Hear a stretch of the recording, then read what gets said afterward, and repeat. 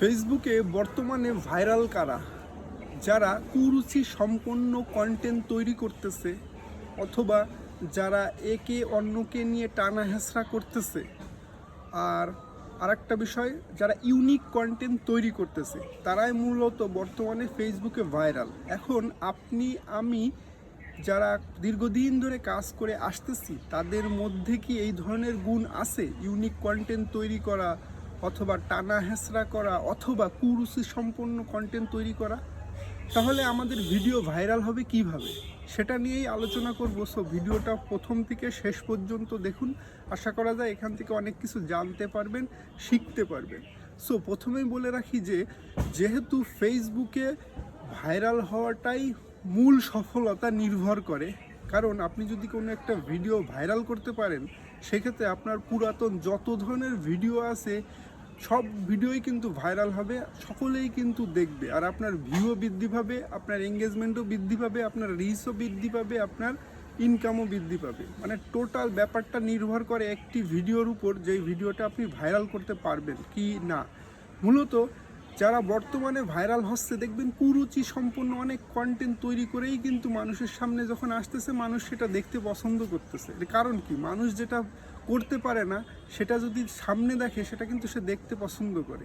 এখন কথা হচ্ছে কি, আপনি আর আমি তো কুরুচি সম্পন্ন কন্টেন্ট তৈরি করতে পারবো না, অথবা আপনি আর আমি অন্যকে নিয়ে টানা হেঁচড়া করে তাদের ভালো মন্দ বিচার করতে পারবো না।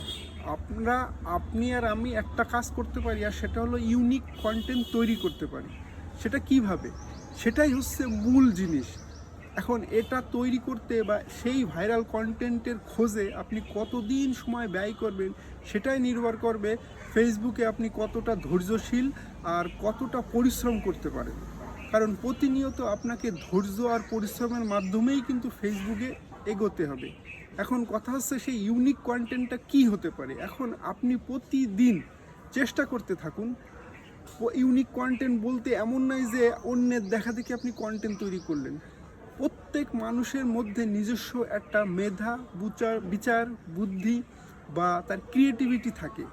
সেই ক্রিয়েটিভিটি দিয়েই যদি আপনি একটা কন্টেন্ট তৈরি করতে পারেন, আর আপনার কাছে সেই কন্টেন্টটা যদি ভালো লাগে, আর আপনি যদি মনে করেন যে সেই কন্টেন্টটা যত মানুষের সামনে যাবে শত মানুষই দেখতে 100% পছন্দ করবে, বা তত মানুষগুলোই প্রথম থেকে শেষ পর্যন্ত প্লে করতে বাধ্য হবে, সেই ধরনের কন্টেন্টই কিন্তু ইউনিক কন্টেন্ট। আর আপনি যদি এই ইউনিক কন্টেন্টটা তৈরি করে ফেলান সেক্ষেত্রে আপনার ভিডিওটা ভাইরালও হবে।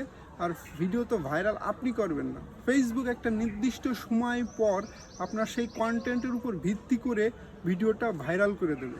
আর সেই ভাইরাল করা মানেই আপনিও ভাইরাল হয়ে গেলেন, প্লাস আপনার কন্টেন্টগুলো ভাইরাল হয়ে গেল, আর আপনার সেখান থেকেই সফলতা শুরু।